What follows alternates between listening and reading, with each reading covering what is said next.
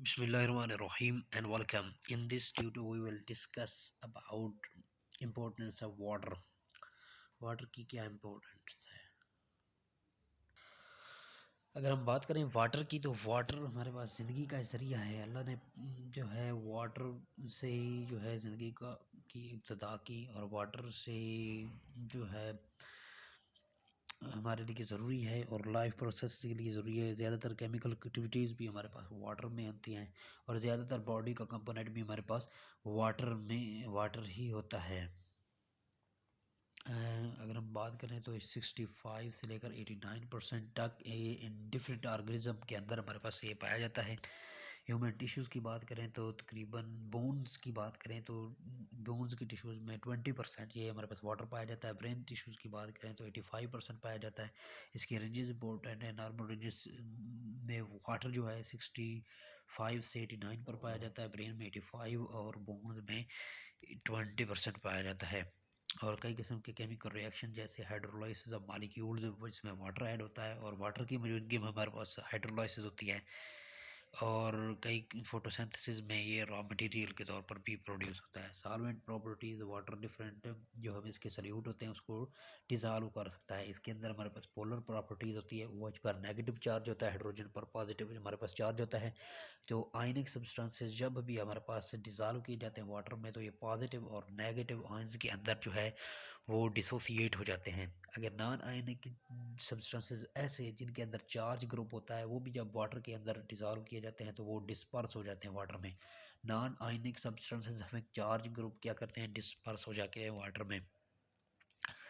इस तरह जब आयंस वगैरह और मालिक्यूल वगैरह रैंडमली मूव करते हैं तो वो क्या करते हैं, रिएक्ट करने के मूड में होते हैं, फेवरेबल स्टेट में होते हैं और आपस में बहुत जल्दी से रिएक्ट करते हैं। इसीलिए तो ज़्यादातर जो है केमिकल रिएक्शन जो है एक्वस मीडिया में होते हैं, वाटर के इन्वायरमेंट में होते हैं। आगे अगर हम बात करें ऑल केमिकल रिएक्शंस जो है वो ऐसे केमिकल रिएक्शन होते हैं, वो उनके लिए एंजाइम जो हैं हमारे पास वो एक्वस इन्वायरमेंट में वर्क करते हैं।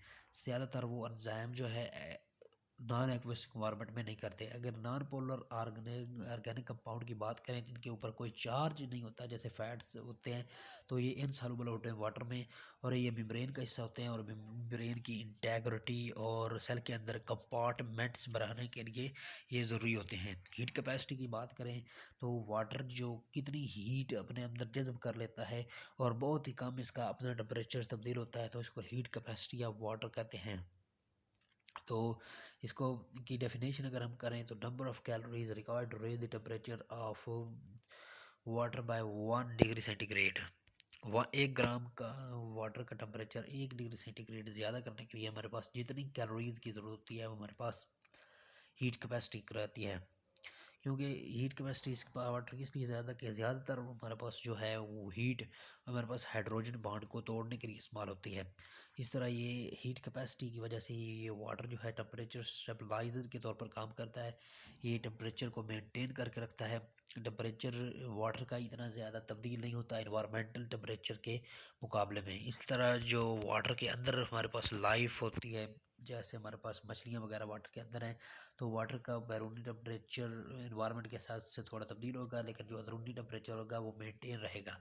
तो ये ज़्यादातर हीट को ऑब्ज़र्व कर लेगा, ज़्यादातर सर्दी को अपने अंदर ऑब्ज़र्व कर लेगा और उस इन्वायरमेंट में पाए जाने वाले जो ऑर्गेनिज्म हैं उनकी इंटेग्रिटी को मेंटेन रखेगा। आगे वेपोराइजेशन की बात करें तो जब वेपोराइजेशन होती है तो कूलिंग इफेक्ट हमारे पास पैदा होता है। Vaporisation cause cooling effect. Heat of vaporisation की अगर बात करें तो ये क्या है, कैलोरीज ऑब्जर्व्ड पर ग्राम वेपोराइज के वाटर एक एब्जॉर्ब हो गया है, वेपोराइज हो गया है और वेपर में तब्दील हो गया है तो उसने कितनी हमारे पास कैलोरीज ऑब्जर्व करनी है, कितनी जितनी ज़्यादा वो कैलोरीज ऑब्जर्व करेगा उतनी ज़्यादा वो हमारे पास काइनेटिक एनर्जी लॉस होगी। उतनी ज़्यादा हमारे पास एनर्जी लॉस होगी और एनर्जी उतनी ज़्यादा लॉस होगी तो टेम्परेचर भी उतना कम होगा हमारे पास। अगर हम बात करें वेपोराइजेशन की तो 474 किलो कैलोरीज पर किलोग्राम हमारे पास है इसकी वैल्यू। तो ये हमारे पास क्या है, रेगुलेशन ऑफ हीट प्रोडक्शन जो भी प्रोड्यूस हुई हमारे अंदर उसको रेगुलेट करता है। जब हमारे पास ज़्यादा टेम्परेचर होता है तो वेपोराइजेशन होती है, स्वेटिंग होती है, तो हमारे पास टेम्परेचर नॉर्मल हो जाता है। तो इस तरह हमारे पास कूलिंग इफेक्ट पर होता है जब वाटर ट्रांसपायर्ड होता है पौधों के अंदर, और जब प्रेसपायर्ड होता है एनिमल के अंदर। मतलब पौधों के अंदर ट्रांसपायरेशन होती है वाटर की, और एनिमल के अंदर पसीना वगैरह आता है, प्रेसपायरेशन होती है। तो हमारे पास अगर वो 1 लीटर वाटर है, 1000 मिलीलीटर वाटर है, और उसमें से हमारे पास 2 मिलीलीटर वेपोराइज हो गया है, तो बॉडी का टेम्परेचर 1 डिग्री सेंटीग्रेड कम हो जाएगा। आयोनाइजेशन की बात करते हैं तो वाटर हमारे पास हाइड्रोजन और हाइड्रोक्सिल आयन के अंदर डिवाइड हो जाता है, और 25 ये रिवर्सिबल रिएक्शन होता है, और 25 डिग्री सेंटीग्रेड पर ये दोनों इक्विलिब्रियम फॉर्म में पाए जाते हैं, और दोनों हाइड्रोजन की भी और हाइड्रोक्सिल आयन की भी हमारे पास जो कंसनट्रेशन होती है 10⁻⁻⁷ मोल पर लीटर होती है। और ये कई किस्म के केमिकल रिएक्शन में हिस्सा लेते हैं। हमारे पास एसिडिक और बेसिक केमिकल रिएक्शन में। प्रोटेक्शन की बात करें तो ये लुब्रिकेंट के तौर पर प्रोड्यूस करता है, और ज़्यादातर फ्रिक्शन से हमारे पास बचाता है। और हमारे पास जैसे अगर बात करें टीयर्स की, तो वो हमारे पास आई की सरफेस को रबिंग से, आई लेड की रबिंग से बचाती हैं। आगे मुख्तलिफ आर्गन्स के दरमियान ये जो फ्लूइड होता है ये हमारे पास कुशन के तौर पर प्रोड्यूस करता है, और सडन ट्रॉमा वगैरह से हमारे पास हमें बचाता है।